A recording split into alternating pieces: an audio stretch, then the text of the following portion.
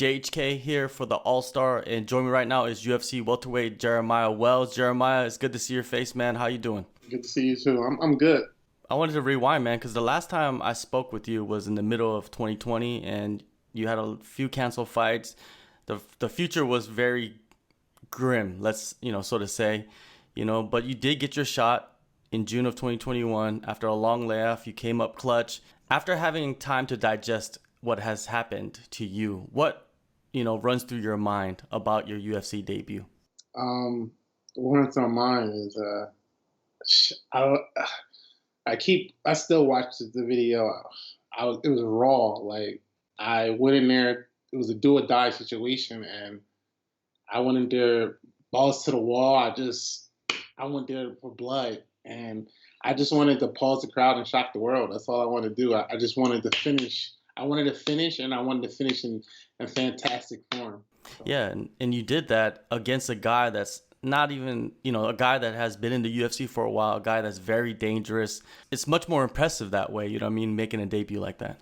Yeah, it was. Yeah, man. I was watching his highlights, and yeah, he was putting people out. He was with the body kicks and just punches and everything. I was just like, oh, this is gonna be a war, and I was excited. I was excited to fight him. Now you talked about the inner beast after the fight, in the post-fight press conference, and I just wanted you to describe to us what that is. What is the mentality that you have when you step in?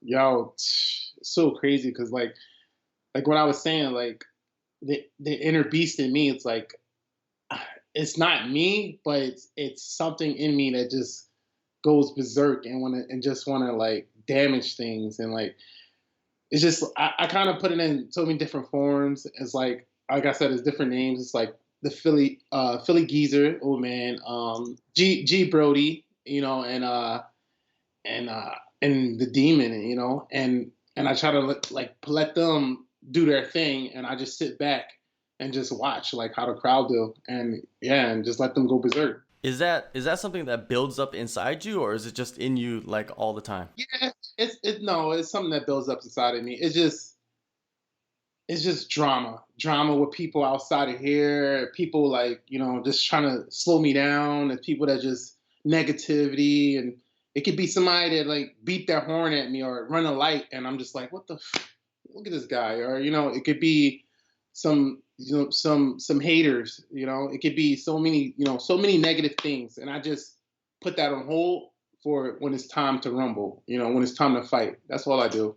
I be humble, be patient, and just to be positive until it's time to release that negativity. Your debut is over with. How has your life changed since? It didn't change at all, really. It's still the same. It's probably, a little more students in the gym.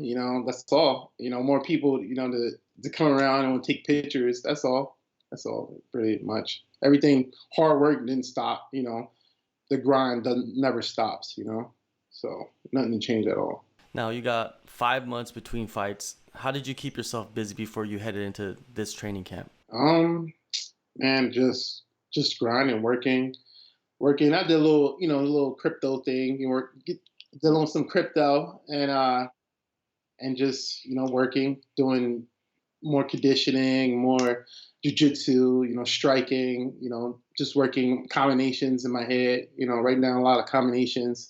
Yeah, that's all. Doesn't that crypto stuff hurt your brain? Because it hurts my brain, man, just looking at some of this stuff. Yeah, it is, and it's like, oh man, it's the future, man. NFTs they coming out with now is just crazy. Shiba is going berserk, so I'm loving it. Well, the NFT thing, like you could actually become your own NFT, create your own I know. NFTs, which is crazy to me. I made one. I'm gonna put it out there after this fight. Okay. I made an NFT. All So right. you can put it out there. I'm gonna tweet it. All right, for sure, man. I'm looking for that. Now, Jake Matthews. Was that a name that you expected for your second fight in the UFC? Not at all, man. And it's crazy because Sean just fought him on his fourth fight, my teammate, and I was like, damn. When they told me his name, I was surprised. I was like, oh, all right, yeah, I'll take him. Whatever. He's a good fighter. He been around for a while. I know it's gonna be a scrap. He's well rounded. So I'm like, yeah, let's go. Yeah, when you do Let's go. break down his skill set, what do you see more? Do you see more of a striker or a grappler? Um, I really like when I was breaking it, like watching some of his fights. He's more of a stand up guy. He's a stand up guy until like he get hit. But I don't think he's going to want to stand with me after he get hit. By me. So he's gonna probably want to wrestle, and then he's gonna see I can wrestle too, and he want to do jiu-jitsu, and I can do that too. And I'm really strong wherever we go. So we'll see. I know it's gonna be a good fight. We'll So see how we'll see. do you kind of see like your striking making him fall into the trap of your grappling? Because you are a black belt in jiu-jitsu. Yeah, absolutely, absolutely. I think that's what's going to happen. Is either he's going to get knocked out or he's going to get put to sleep. Well, either way, he's going to get put to sleep. But is he going to choke him or I'm gonna knock him out? Now you mentioned your teammate Sean Brady. That was his last fight, which is wild to me that they would make you fight the guy that trades with the guy that beat you. But have you been working with Sean? I know he has a fight this weekend, right? Or Yeah, next yeah, weekend. yeah. No, no, not really. Nah, Sean, he got his own little like squad that he works with. So, and I got also my own squad to work with, and that's what it is. Yeah, he's showing. He put it on him. With the grappling, and he did a hell of a good job. Taking him down. And once Sean on top of you is if you can't get up, then you're fucked. And that's the same thing. My pressure is also the same way, on the ground and up. So once you don't want that pressure standing up because, like I said, I'm gonna put you down no matter what. And once you're on the ground, I don't play. I ground and pound, elbows. I'm gonna make you suffer. I'm gonna put you in deep water. So that's what it's going to be. You said you have that small group. Who is that? It's some upcoming fighters. They're young. They're about like in their mid 20s. Some of them amateurs, some of them pros. I got Miles Lee, and I got some other kids, Itu, and some kids in Manny. They're like I said, they're not well known, but I also like go to other places and train with other high level fighters. Last place I trained was Syndicate, and I trained with Chris Curtis and Sean Strickland and all them guys out there. And that like up my game and knowing where I'm at where my level is. That's where I was at before I got that UFC call, and it definitely helped me out. But yeah, these here, they got so much energy, they got so much grind, and I'm leveling on up, and they're leveling me up. They motivating me to keep it pushing. So that's all I need. Did you add anything for this camp like that you weren't doing before? Um, no, not really. Like, y'all, everything is perfect right now. I mean, of course, I'm always adding new moves, new jiu-jitsu moves, new striking moves, new technique to my game. But I can't even tell you because then, Yeah. they'll know.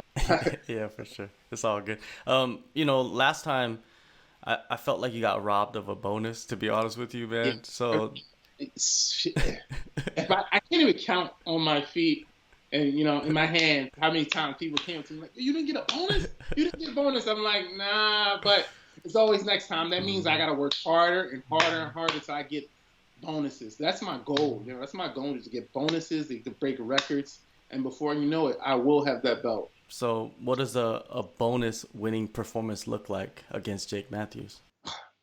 All I gotta do is the same thing I did the last time. Didn't that look like a bonus? And that's what I'm gonna do. So I'm doing oohs and ahs. That's what I want. Oohs and ahs. I'm telling you, I want to pause the crowd and shock the world. That's what I'm doing, man. Every time, as long as I go and let the release the inner beast out of me, I will never fail. It's either I'm going down or he's going down, and that's what's going to happen. PTSD, right? I don't think people talk about this enough. Do you think it exists in combat sports, like PTSD from losses or injuries or even just having crazy wars? Yeah, absolutely. Yeah, and it's the crazy thing is, you probably don't feel it now, but you probably feel it later.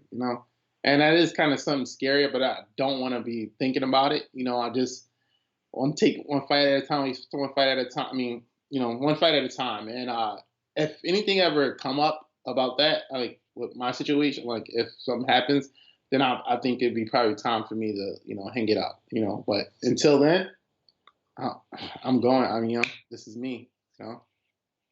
And I going feel all like in. science is getting better too, to where Yeah. they're allowing people to like have a better ways to recover from things. You know what I mean? Especially Yeah. with that, with the I heard brain. I heard marijuana helps, but Hmm. I don't know. That's what I heard. So, Those I are don't all know. those are all the smokers saying that. Yes. Eventually. Anyways, one last thing, man. Before I let you go, this is an open-ended question. You could answer any way you want. What keeps you up at night? What keeps me up at night? I mean, that's a good question. Uh, lately, what keeps me up at night? Lately, nothing really right now. Everything's good. I mean, like I said, I try not to stress nothing. I try to hold it all in to something. When it's time for me to really release it. Then I can. And that's still once I release it, after it's done and said, I release that war cry, and then it's just like, I feel so good, just being able to just scream. You ever like just let out a big scream? It's so stress relief. People don't do it, but I do it. I do it even when I'm driving. I know it sounds crazy, but it feels so good inside. But yeah, nothing keeps me up at night, and I really don't want nothing to keep me up at night. If it does, then I'm gonna have to handle it. Mm. so Yeah. Well, so you make a great point about screaming in your car. I think like that's the best place to scream with the music up, yeah, driving down yeah, the music freeway. up, no one's around. Yeah, they should. I don't know why they don't make places where people could just go and scream loud and release some energy. Release Ju- energy. It feels so good Yeah. inside. Just have someone there, like you get to pick like a person, and then it'd be like you Yeah, get to scream at them for like 5 minutes. I mean, yeah. I think you made a business. I think that's a business that could possibly Oh work. wow. Well, when we were recording, I need to get a percentage off that. Yeah, for sure. Um, anyways, December 4th, man, you're back in the cage in Las Vegas. Jeremiah, appreciate your time and good luck on the fight and enjoy the rest of the year, man. The holidays are coming. I know you're going to be happy with that. Yes, I'm trying to go for that bonus. I need some early Christmas money. Early Christmas money. Yeah. Absolutely.